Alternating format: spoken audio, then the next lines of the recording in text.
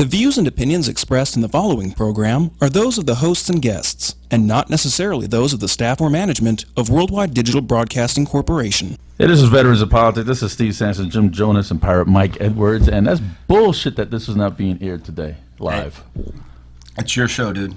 You know, I'm a little pissed off about the whole thing. Yeah. Anyways, today... Well, as long as it's archived, though, so that's good.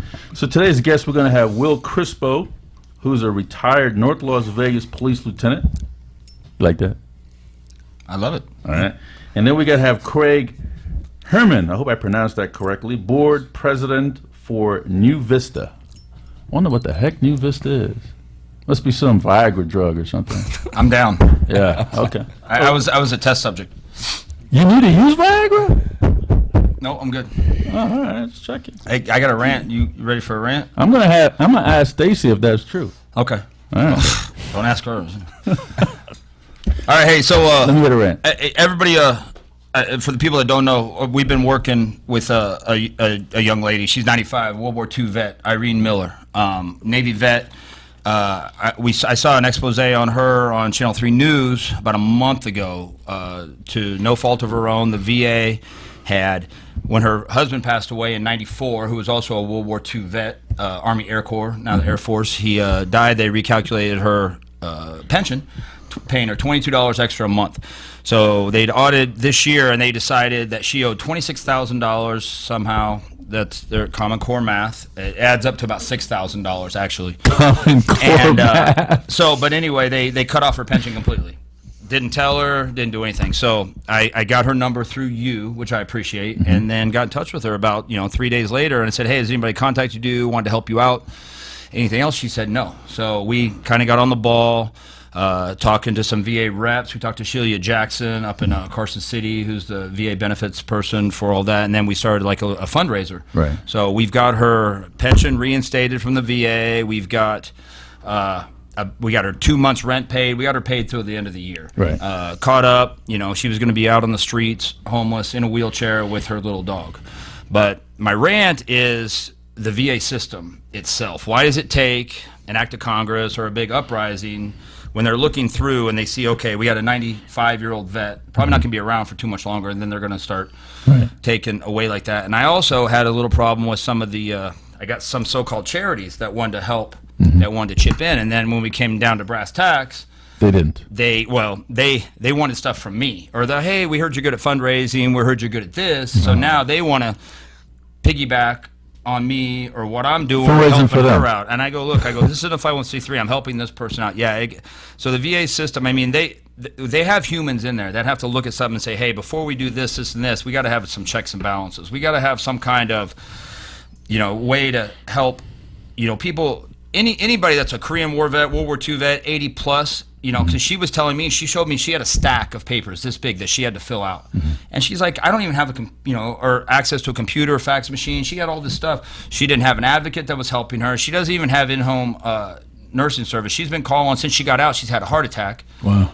Since we've been talking with her, which is due to stress from all this issue. And she's been calling the VA for the last week trying to get an appointment. We've been paying for her heart medication that they got sent home from the hospital. It's like $10-15 a day. So we've put in a couple $100 of her heart medication, but VA, her primary, hasn't even called her back to make an appointment. And it's just, it's really starting to, I see stuff working with the VA and, helping out these vets, and they do the right thing in the end if you raise a stink about it. But how many people out there are like her that don't have the resources, that don't have people to call, that don't know that lives in the rural, who to talk to exactly, that are out there, and they get the same thing. They get their pension shut off. 1 month for these people that are going check to check, they're screwed.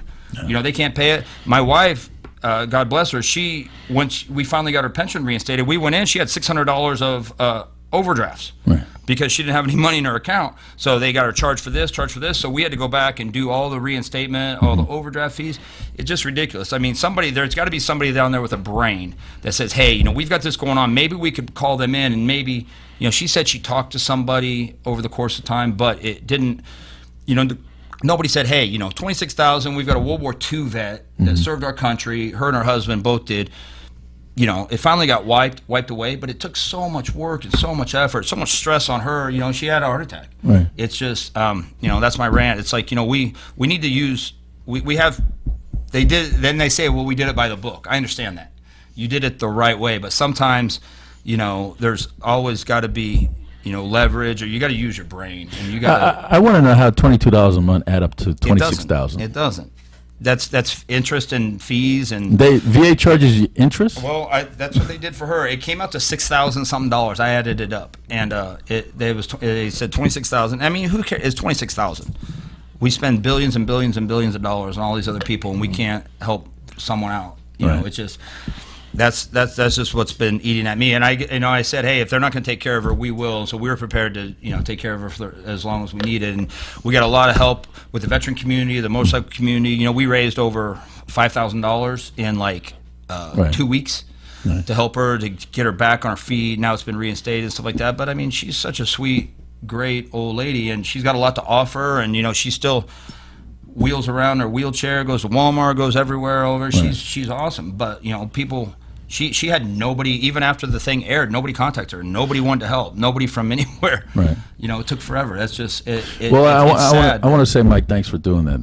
That was really a blessing. And somebody had to. And Fox News reached out too and did a national-wide story on that same thing. Yeah. And according to what they were saying that she doesn't have to pay this anymore. No. And it's going to be reinstated now. Yeah. It has been. Yeah. So if you didn't get involved, she probably would still have to pay it, and she would have been on the street. Yeah, she'd be out. I mean, the place was working with her. She was 2 months behind on her rent, but they weren't going to let it go forever. She pays $2,300 a month for in-home living, meals and all that stuff. But I can't believe she doesn't have a nurse to come out to take care of them. She doesn't have rides. The VA doesn't provide her rides to get to her appointments. She has to bum rides from other people. I mean, it's just. It's insane that these people, especially that generation, World War II, she's 95 years old. They should have people down there looking out for them. Hey, what can I do? Once a week, at least a phone call. You okay? It's same with the suicide prevention hotline.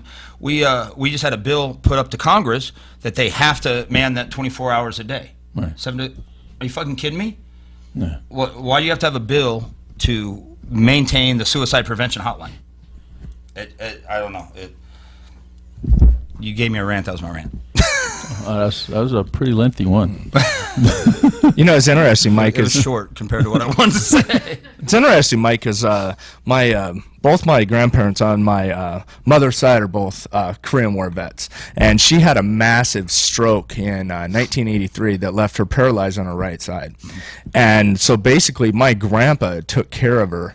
And it was a bad situation where the VA hospital close by shut down. He had to transport her like 30 miles to do all of her medical stuff. And it was too bad because honestly, we were hoping that she would pass first because we weren't sure exactly how we were gonna be able to provide the same thing that my grandfather did. So it's a story that's out there that really needs to be looked at, and I concur with Steve. I really appreciate what you did. The VA is not proactive, is what I've come across with this. They do the right thing in the end if you raise enough hell, if you freaking make enough awareness, if you call them, do all that.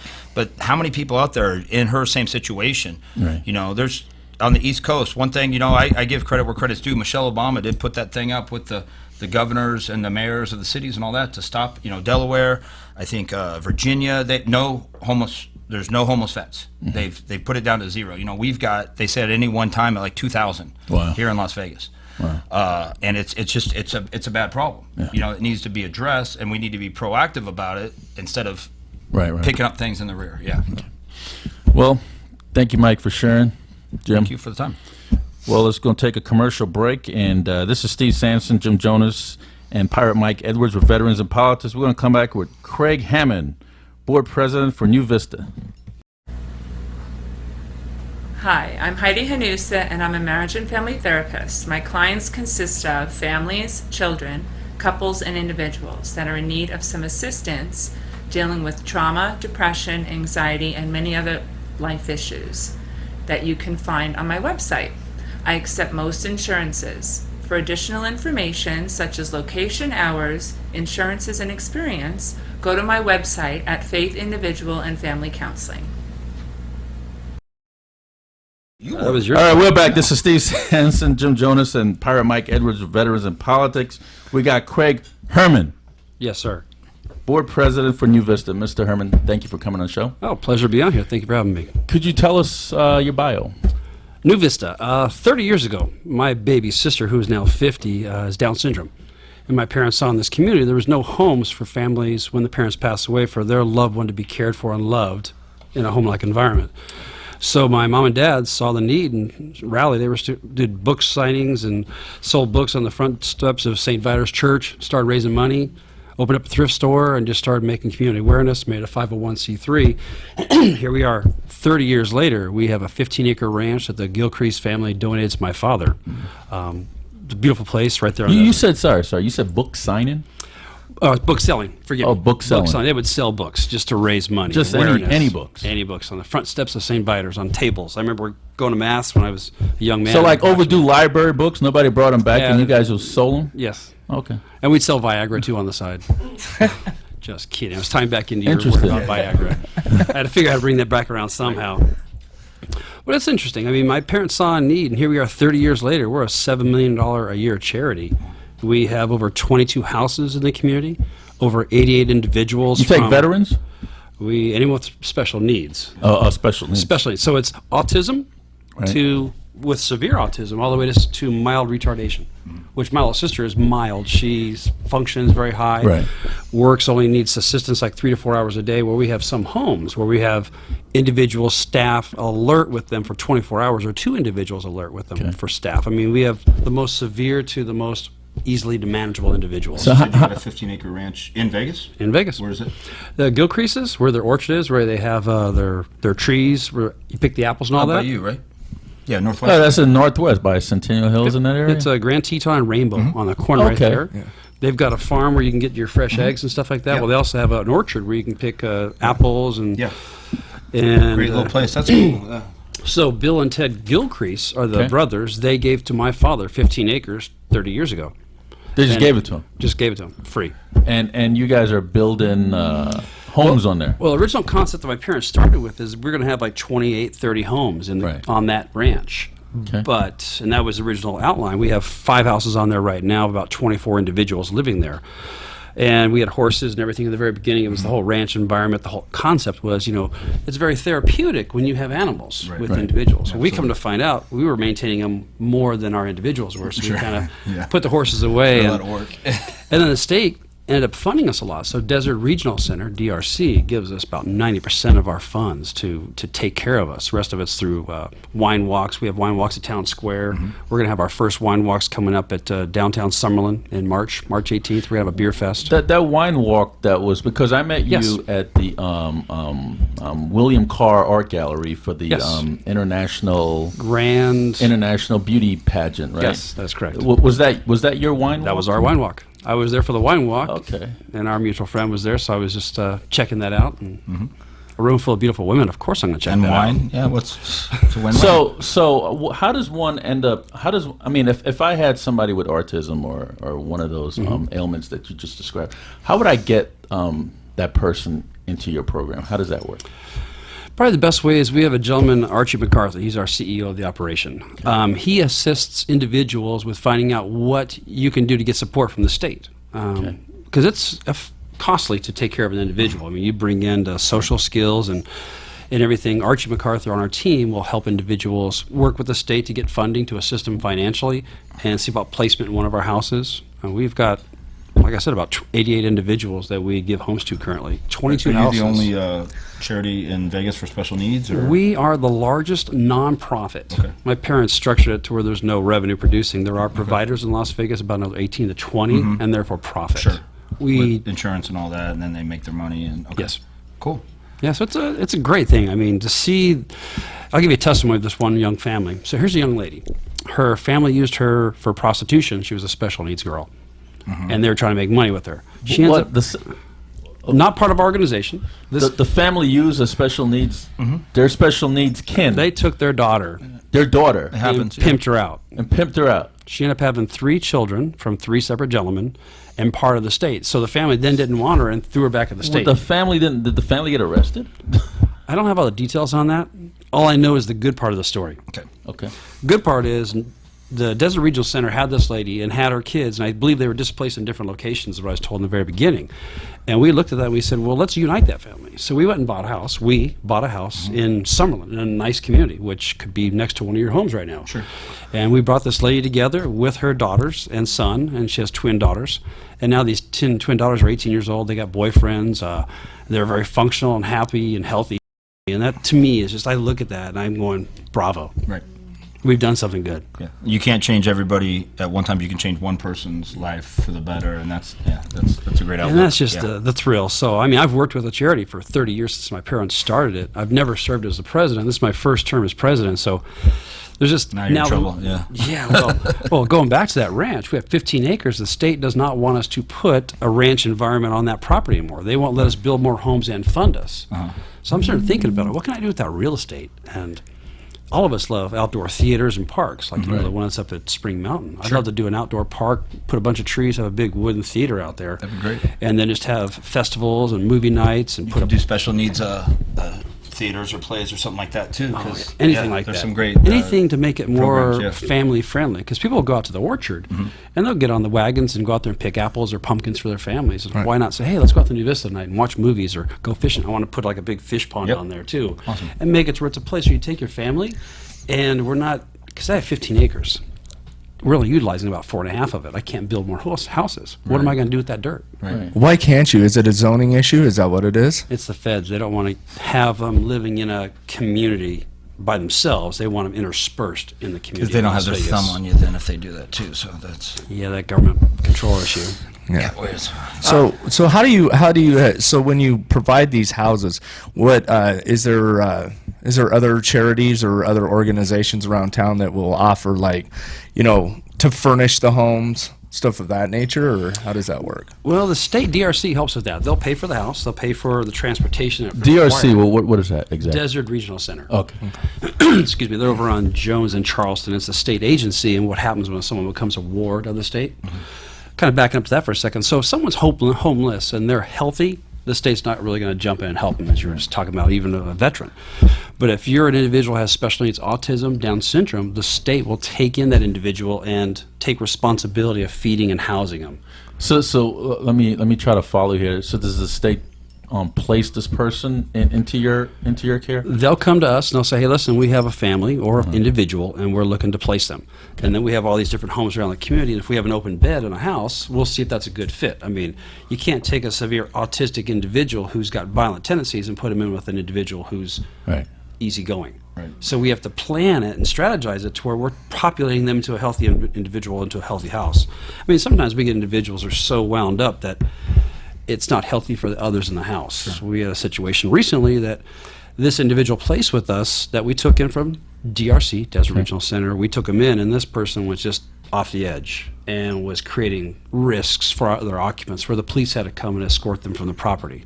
We try to avoid that, but that's the kind of population that we can deal with. We're from one side to the other side. I'm sure you do tests and stuff here that might work here, and then you try somewhere else. And, Yeah, and sometimes we just can't place them, and that's kind of a heartbreak for us because we want to help everybody we can. Right. So how many employees you have working for you? About 177. Wow. Okay. And they go through all the background checks? Oh and yeah, the we have a sheriff lengthy card and- background check, police background check, and everything. Because it's very intensive. Is how we do that. Okay. So how does one come and be part of your guys' organization at New Vista? If somebody wanted to work for New Vista, how would one do that? And we actually need staff, people who have social backgrounds, have a heart and compassion, have a clean background, obviously, that have the desire to help us. So we're actually shy about 30 individuals. We need people with social skills that have a desire to help individuals because we're behind the curveball right now. And it's unfortunate, the money we get from DRC to help each person every day is like only $18.63 an hour to pay out. Right. So I've got to hire somebody, cover the expenses of everything else, indirect costs, and manage them, which is tough. So our people are at minimum wage, 10, 11, 12 bucks an hour. Right. And that's one of my goals as the president, is to raise that scale of pay so I can keep an individual and actually help them. We pay all their medical benefits, I think, except for $50 for them and their family. So we help in that respect. So there's a lot of good things we do, but it's a trick. So we do need individuals, to answer your question. And you got to keep them there. So you got to motivate them. I mean, they want to be there, but they still got to pay their bills and help their family too, and stuff like that too. So it's kind of a tightrope you're walking. Yeah, it's amazing. I see our staff, and they have got the biggest hearts I've met of anyone I've ever met. I mean, they'll do a double shift and go back and almost pull back a triple shift because they see that house can't be left alone with those individuals. Right. It's amazing. So Mr. Herrmann, let me try to follow you a little bit. So the folks that work for you, do they get special training in dealing with special needs patients? We hope they come with us with some kind of skill sets that assist in that, yes. But do you look for that? Is that a requirement? We hope to. We're actually now going through the university and community college to try to find either a on-the-job training program or internships where we can bring people in from the university. Okay. We're shy. We need, again, about Do you have 30. therapists on site? We do. We have various programs that we do with them. We teach them speaking skills. We have things we help them with their nutrition and their diets. We have on our board, we have committees that do nothing but just look at diet and nutrition to make sure that we're not just feeding them chips and dips, but we're finding nice, healthy foods, because most autistic or Down's individuals are overweight. Right. And we don't want to perpetuate that. We would rather help them to have a healthier diet. So it's a lot of work. Who are the youngest children you have in your program? We have from teens to death. Yeah. I mean, we've had, at our ranch, we've had house parents have children in the house that are married, that are caring for our individuals, that now these kids in the house, well, I'm 56, so anyone of my age is a kid. So we have these kids in the homes that have watched and actually helped raise a young man that this family had. Great. So they don't leave the could I call it reservation? Ranch. New Vista Ranch. So they don't leave the ranch. No, the parents don't want them to leave. Okay, so what would be the course of a day? I mean, they wake up and...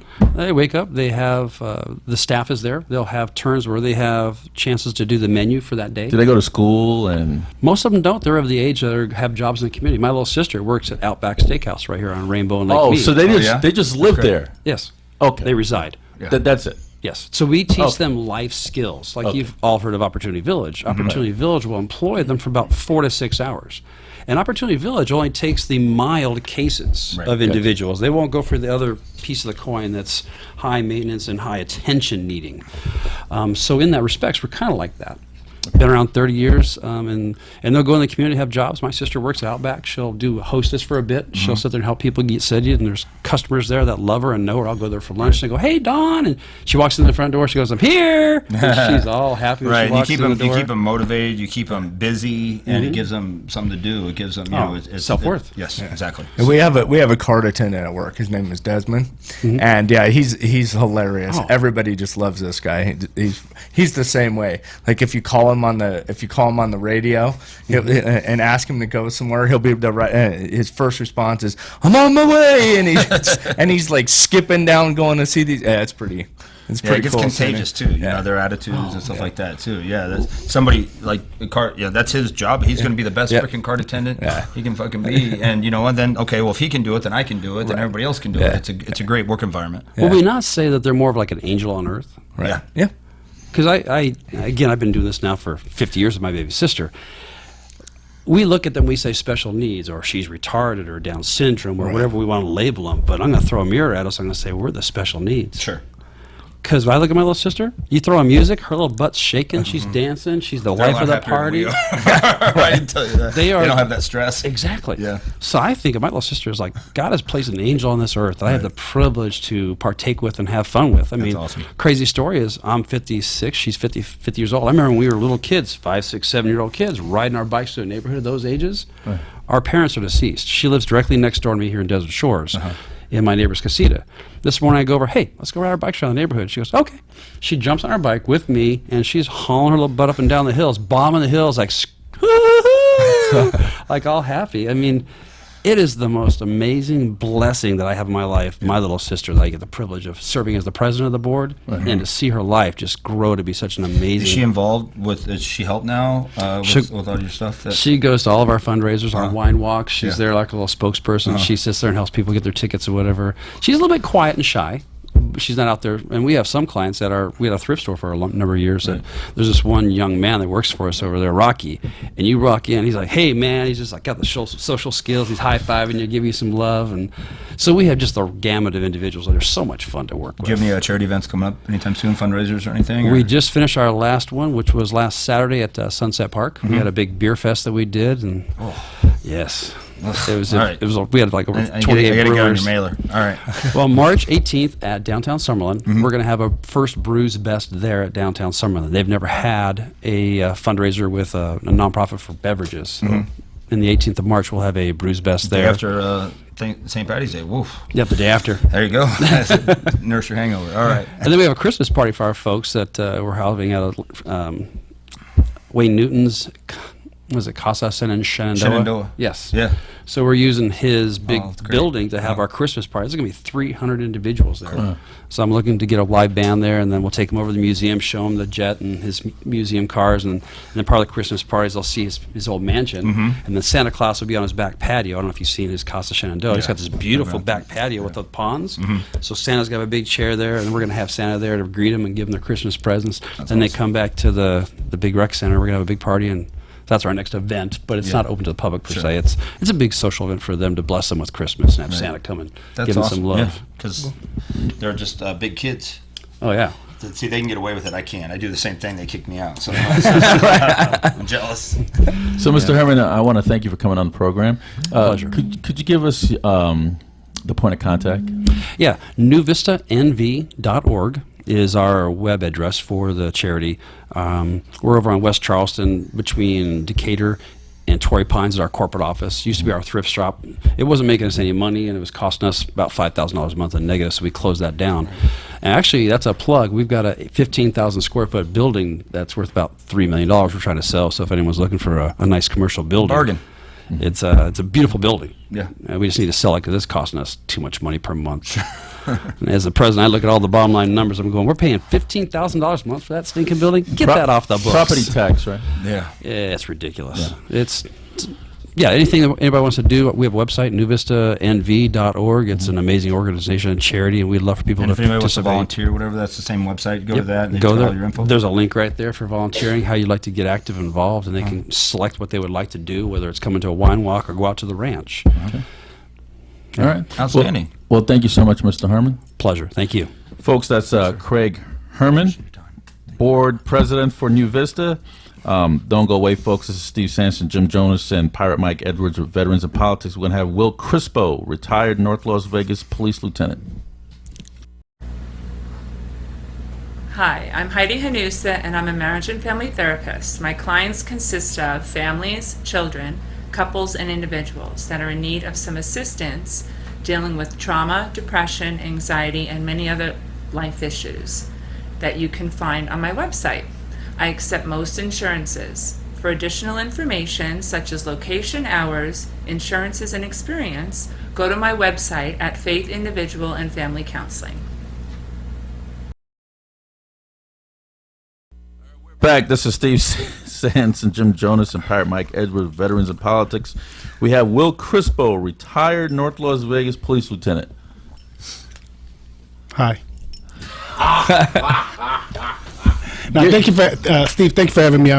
It's an honor and a pleasure to be here with Veterans in Politics. I know you guys do a lot of great work within the community, and a lot of great work for the veterans, as you guys were talking about earlier. So I'm really honored to be here today. And give us a background. I'm a 25-year police veteran with the North Las Vegas Police Department. I'm an Air Force veteran. Thank you for your service.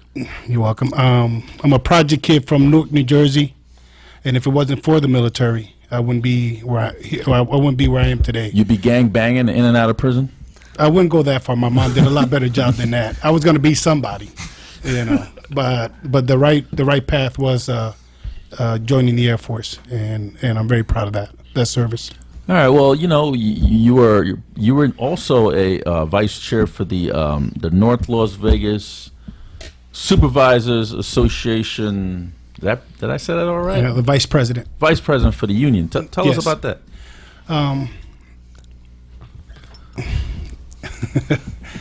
It was an interesting position. I'm glad I did it. It was a tough fight. It makes your career a little longer because you're having to fight the fights that some people don't want to fight because it can interfere with your career. Right. But I learned a lot, and I'm glad I did it. And it was nice telling truth to power. I really enjoyed that part of it the most. So North Los, all police department have unions, right? And the purpose is for the purpose is for obviously better wages, better benefits, better working conditions. Okay. Shooting at you, was that part of the working condition? That happened. That was part of my working conditions. That happened to me quite a bit in my 25 years. Thank God I'm okay, but it was interesting to say the least. Was that a goal of yours growing up, to join the military, to get out of your situation? And yes, actually it was. Was it? Yes, I had a cousin that joined the Navy when I was a young teenager, and his brother joined the Air Force. So I had the choice because I didn't have an older brother, so they were kind of like my older brothers. Mm-hmm. So it was a choice between those two. I decided to join the Air Force, and then I wanted to become a police officer. I thought I was going to go back home to Newark and become a police officer, but then I fell in love with Las Vegas. Were you stationed in Nellis? I was stationed in Nellis. Yes, I was stationed here, and I fell in love with Vegas, and so I stayed and became a police officer with North Las Vegas. And you were MP? Yes, I was. Okay. Security police. Yes. So what? Yeah, you guys don't use MPs in the Air Force. So what's the difference between the Police Officers Association and the Police Supervisors Association? The police supervisors consist of your sergeants and your lieutenants within the ranks. Captains and above are administrative, so they're not in the unions. And then the officers have their own. It'd be like staff NCOs, all that, just like that. Yeah. Yes, exactly. Mm-hmm. Yes, and those are the people that we represented. If they had arbitrations or any grievances, we would represent them. So to be a police officer in North Las Vegas, do you have to live in North Las Vegas? Not that I'm aware of. No, we didn't have to reside there when I joined. We didn't have to reside there. No, not that I'm aware of. No. Okay. So the North Las Vegas Police Department. How many of you are there?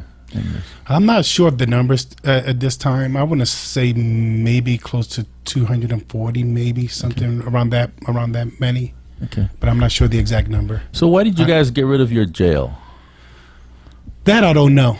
I wish we still would have our jail, and I don't know if you're aware of it. I know you're aware, but I don't know if anyone else here on the panel is aware that I'm going to be running for councilman in Ward 3. Okay. And one of the big questions I have is why don't we have a jail, and when are we going to get a new jail? Because I'm a big proponent of having our own jail and being independent. CCSD right now, or? From what I've heard, I'm not sure where. I think some of them are going to Las Vegas, some of the misdemeanors, Las Vegas City Jail. And they're going to another county from what I'm hearing, and I'm not sure exactly where the felons are going. Okay. So I'm not exactly aware of that. So being a police officer, and you also was, you didn't just join the police force and became a lieutenant, right? You had to go through some steps, right? I did. I had a variety of jobs. I had a very. What were those jobs you had while you were in the police department? From the beginning, I was a gang officer. We had a street called Donna. We have a street called Donna Street, and we had the Donna Street Cribs there. So I worked the gang unit out of the Donna Street substation back in the early '90s. Okay. Then I was a bicycle officer. I was a dare officer. Then I was a narcotics officer.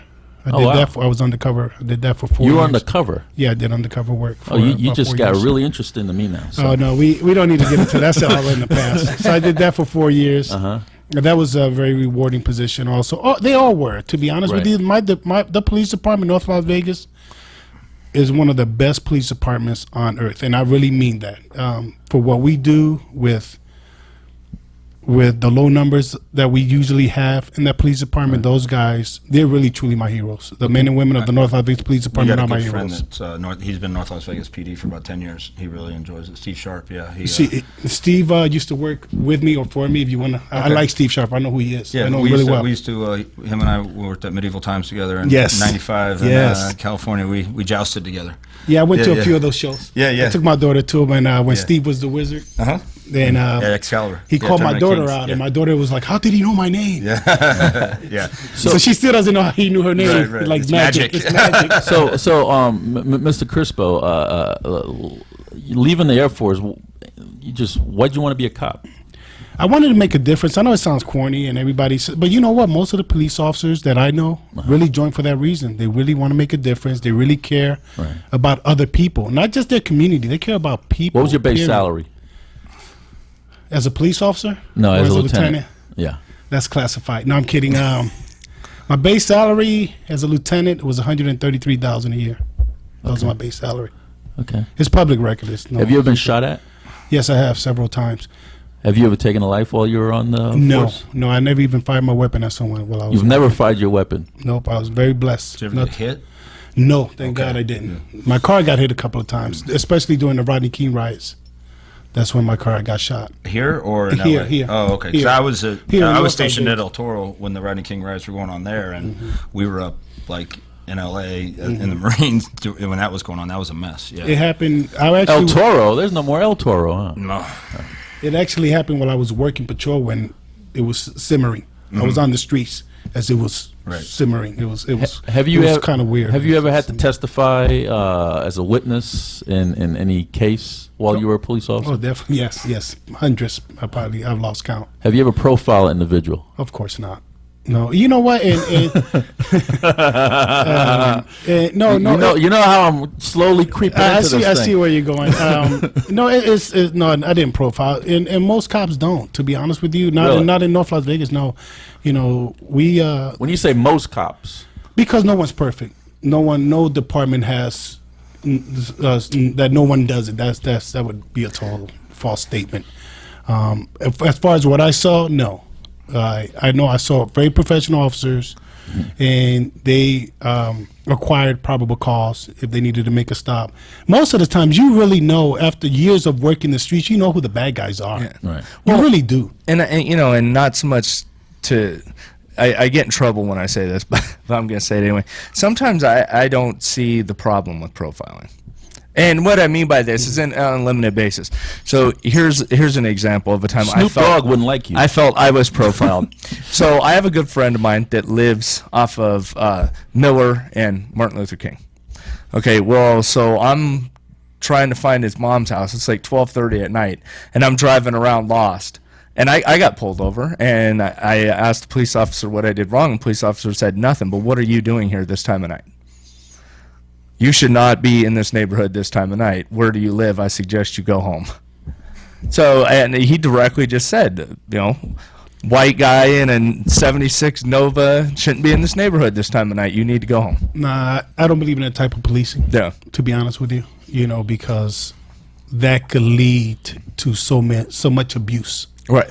So just follow the letter of the law, follow your training, stay within the Constitution, and you'll be okay. But I understand or you can see that mindset, but I don't agree with it. Yeah. Because it opens that. It's a Pandora's- slippery slope, so to Oh, my speak. goodness, Yeah, no, yeah. that's not the way to police. That just opens the door to too many bad things. Is there Yeah. corruption in the North Las Vegas Police Department? Not that I'm aware of.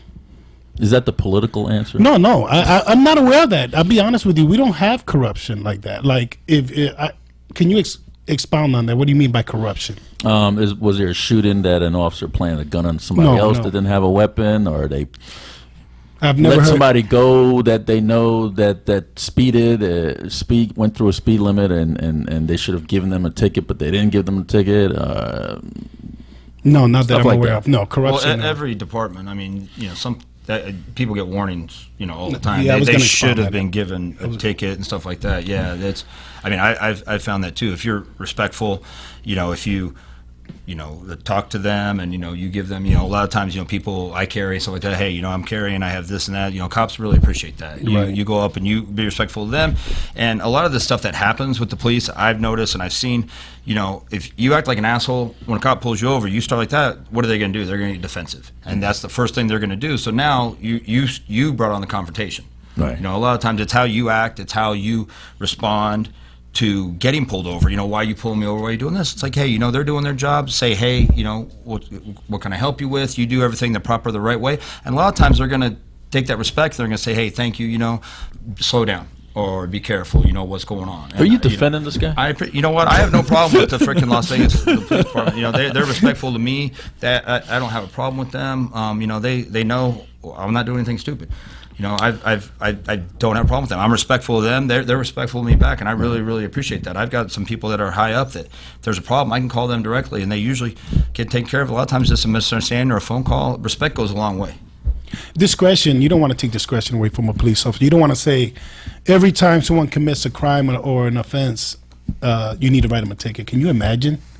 That does more damage than good. You think that writing a citation every time is going to lower accidents or make things safer. No, it's a balance, and we give officers discretion because you don't want to tell an officer, hey, every time someone blows a stop sign or commits a traffic violation, every time you pull somebody over, evidently you pulled them over because they did something wrong. So I want everyone cited or taken to jail, whatever is appropriate. And you don't want to take that away from people because you do so much damage in the public's confidence if you do that. Now you become more of a liability? Of an occupying force. Almost a bully. You'll become an occupying force. Let me see your papers. I'm going to give you a ticket or I'm going to take you to jail. You got pulled over, so now you know one or two things are coming because you've taken away police discretion. You're either going to get cited or you're going to go to jail. So there's no in between. So you've been on the force how long? You don't want to have that. How long were you in the force? 25 years. 25 years. During that 25 years, what was the most significant scene or incident that took place while you were in uniform? Working the streets as a police officer, we believe policing is all the same, no matter where you're at. Policing is policing, no matter what city. A lot of calls are always going to be fresh in my head.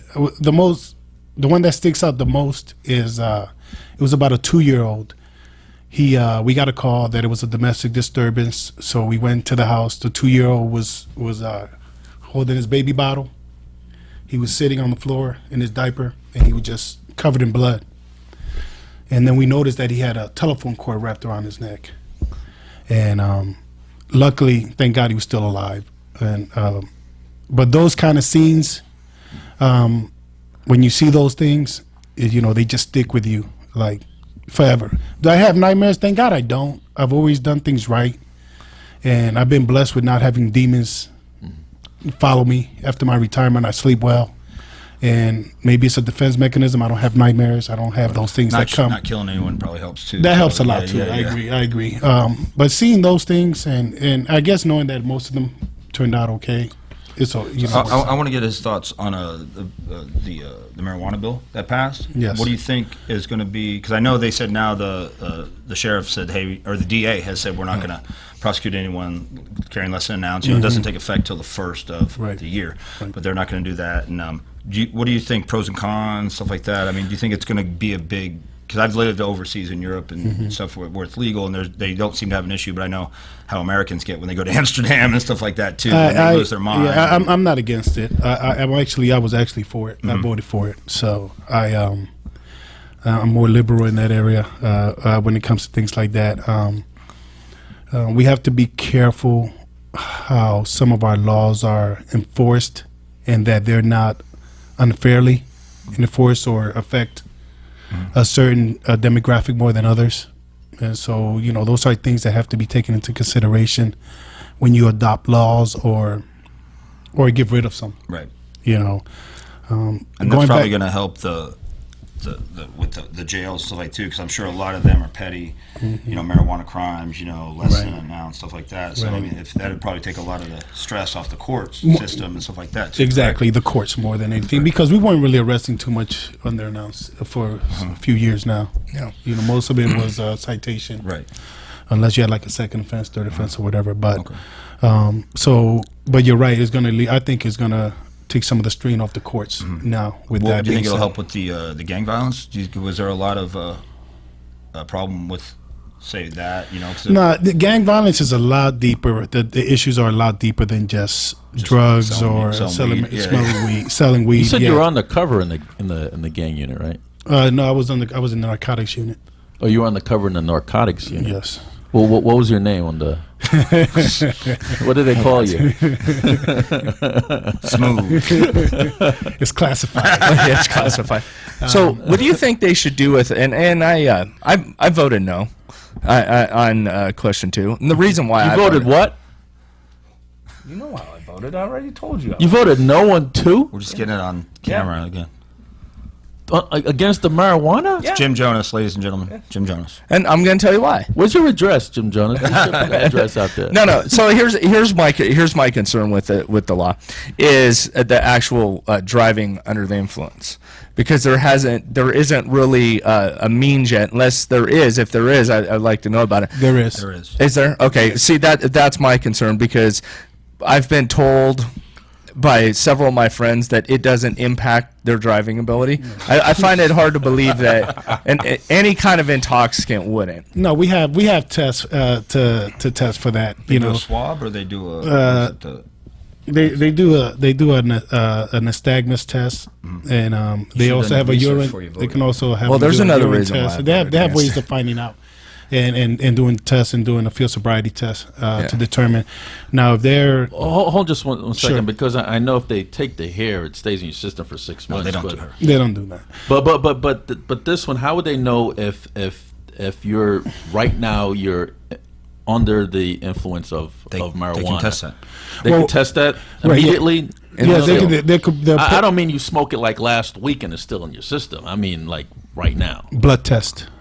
and they could tell right Yes, now. yes. Well, they won't tell right now. They have to go get the blood tested, obviously, and when the results come back. Okay. But they would do field sobriety tests at the time. But they could say how long it's been in your system for. Or they would know how much you have in your system They at the do time. levels. Okay. Levels. So they would know your THC level. Right, and they would know like alcohol. They know your levels. Okay. And plus, the way you were driving. There are a lot of things that come into play. Right. The way you're driving, when they conduct the field sobriety test, and then when they actually test you, when they do a blood draw or a urine test. So there are a lot of ways to find out what like Jim said, the levels. Yeah, just like alcohol too. Like some people, But you we've could always had those. take a couple hits and you could drive like shit, and then some people they have a higher tolerance. It's a tolerance They still might thing, be over yeah. the tolerance level, but if they're not driving bad, they're probably not going to get pulled over. Right. But there's some people, you could be, take a couple hits or take one of those, gummies and stuff like that. And it's, it's just being an adult. You say is what it gummies? is. They have gummy bears. They have all kinds of lollipops. That's what they're going to be selling. But yeah, you know, that shouldn't. I'm sorry. That shouldn't affect. And I understand where where your thinking was or when you voted, but yeah, we already had things in place to address driving under the influence, because you may have people driving under the influence on prescription medications, yeah. but we still have things, devices in place to address those issues too. You could be taking your medication as the VA prescribes, but you probably still can't drive if you're taking That's why they have the warnings your on the oxys or your hydros or whatever. If you're taking them throughout the day, you probably shouldn't be driving. Okay. Well, here's another reason why I voted no. It wasn't just for that. That I was looking at statistics of states that have legalized it, and the use between 13 and 17-year-olds has went up over 85%. So that was it wasn't just the driving part. That was other. But they part. got to be getting it from somewhere. And Yeah, I it's mean, either from their even parents, in alcohol, those 13 and 17-year-olds will find a way to get that. But Yeah, so let's legalize another intoxicant. well, let's have prohibition then. Let's get rid of all the alcohol, Okay, Oh, and then we sounds could good. all be just sane It's as can be. people acting responsible, being an adult. If you're worried about your kids getting that, you have to. Just like we do, they're like, we got to do laws. We have child endangerment laws. If we leave our medication out, that still looks like candy, and they take that and they overdose, so they get sick. That's the same thing as. Right. All we're doing is we're changing it from big pharma medication. Which would you rather take? All the pills that the VA gives you, or go home and smoke a little bit before you go to bed at night and sleep? And You know get off your something, Mike. This PTSD is meds? what I told folks that don't want marijuana, and they have this obsession about it's a gateway drug, or it's caused this and this and that. I said then alcohol. Then let's just get rid of alcohol then. Well, no, you're absolutely Let's right. be prohibition. Let's There's have lot a dry more state. DUI Let's there's be a lot like more Utah. DUI deaths. Let's There's be a lot like more- Utah then, if that's the problem. If you're really concerned about There's still DUIs driving in, and there's still DUIs DUIs and in stuff. Utah, though. You're going to get it no matter Exactly. what. That's the thing. But I wanted to I want to hear shift about gear. this Ward 3 race. I want to shift. Yeah, exactly. I wanted to shift gears a little and what I wanna know talk about why who you run against. Anita Wood. What you want to run against Anita Wood for? I just think it's time for a fresh look at things. She's been there. She's been in there a couple of terms now, 8 years.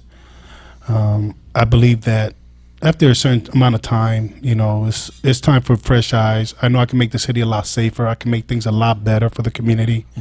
I know the ins and outs of the city, but I'm not willing to. You know where the bodies are buried. Is that what you're saying? I know Mike You McDonald. probably buried a few yourself, right? I just no, I did not, and no one else has either. And know that the police department is not corrupt.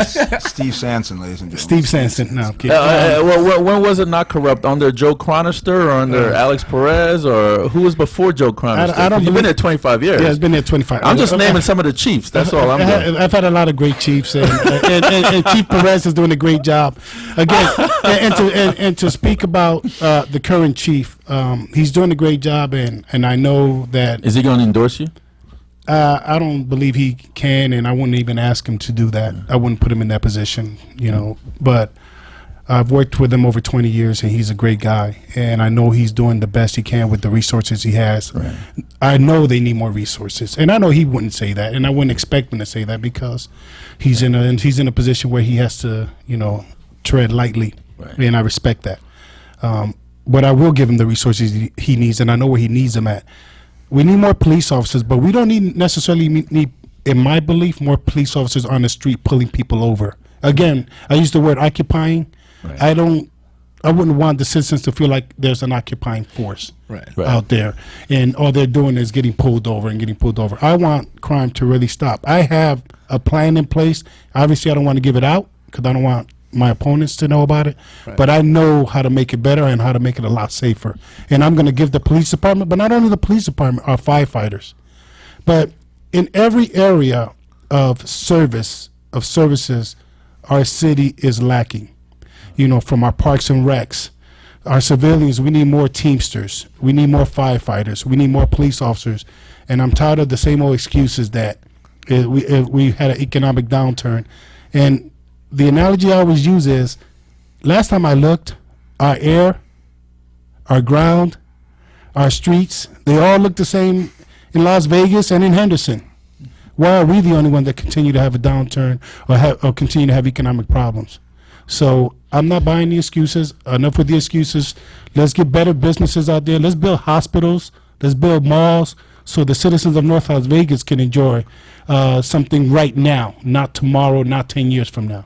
Yeah. Speaking of that, a few years ago, one of your colleagues decided that he was going to put up a billboard saying that your safety's not guaranteed in North Las Vegas anymore. That was the dispute they had with getting police officers more money. Is that correct statement? Was that for more money for the police officers? I don't want to say it was for more money for the police officers, to hire more police officers. Okay. So now that sign is gone, does that mean that the police officers guarantee the safety of the residents? Well, I'm not here to speak for other people. You may have to ask that person that. And he said it correctly. You can't guarantee anything. Nothing's guaranteed.